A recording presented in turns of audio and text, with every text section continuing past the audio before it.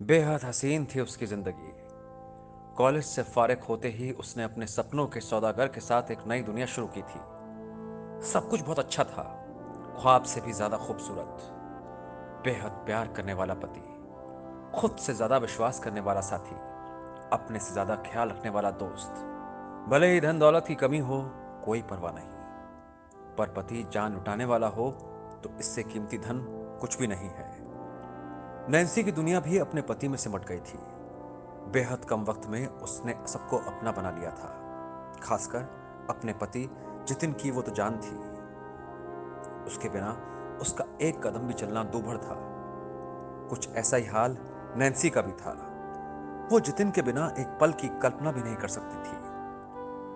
महज 25 साल की उम्र में नैन्सी ने उम्र भर के लिए जितिन का हाथ थाम लिया था।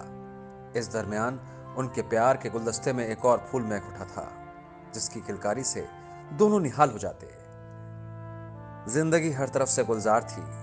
दोनों ने मिलकर एक सपना देखा था, दुनिया के वादियों की सैर करने का। लेकिन मिडिल क्लास परिवारों का यह सपना पूरा होना इतना आसान नहीं होता।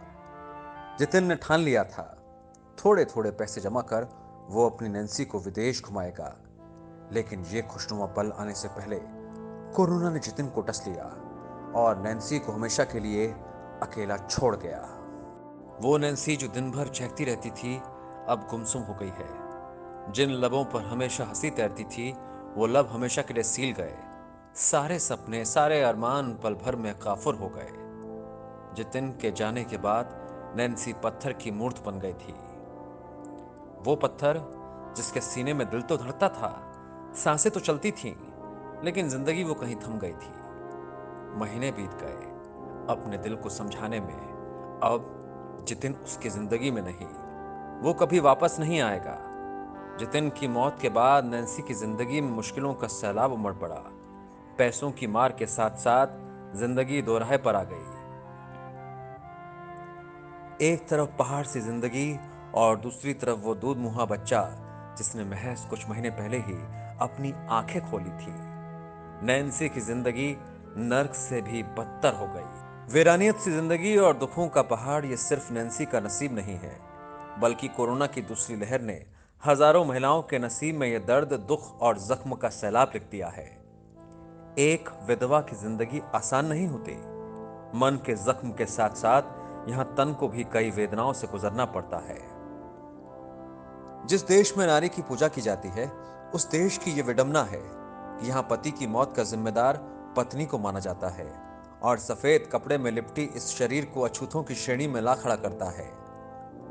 विधवा इस शब्द से समाज ही नहीं, परिवार भी अपने को कोसों दूर कर लेता है और छोड़ देता है उसे उस राह पर जहां पर जिंदगी नहीं होती, महज सांसें चलती हैं। नैन्सी जैसी ऐसी कई महिलाएं हैं जो जिंदगी में दर दर की ठोकरें खा रही हैं, अंधेरी गलियों में जीने को मजबूर हैं, बेबस हैं, लाचार हैं। मेरा परिवार एनजीओ कोरोना काल में कई ऐसी महिलाओं का सहारा बना और ये महिलाएं आज अपने पैरों पर खड़ी होकर पूरे परिवार की जिम्मेदारी बखूबी निभा रही हैं। दोस्तों, सच्ची घटनाओं पर आधारित यह कहानी आपको कैसी लगी? आप कमेंट कर जरूर बताइएगा। अगर आपको यह वीडियो अच्छा लगा हो तो लाइक कीजिएगा, शेयर कीजिएगा और हमारे YouTube चैनल को सब्सक्राइब करना नहीं भूलिएगा।